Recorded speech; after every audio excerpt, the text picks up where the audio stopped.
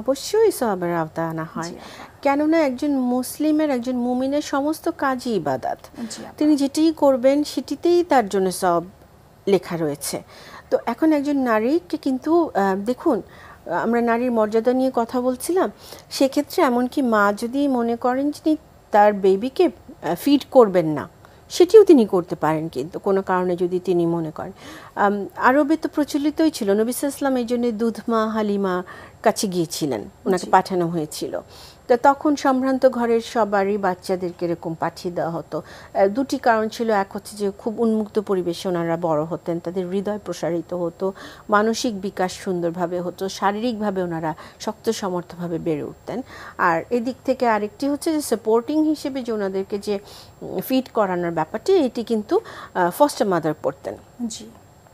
তো সেই ক্ষেত্রে একজন নারী কিন্তু বাধ্য নন, এমনকি তিনি ঘরের কাজ করতেও বাধ্য নন, কিন্তু তিনি যদি ভালোবাসার সাথে, যেটি আমার সংসার, আমি এটি করব, তাহলে তিনি যেই কাজটি করবেন সেটি অবশ্যই তার ইবাদতের মধ্যেই গণ্য হবে, তিনি এর সওয়াব পাবেন।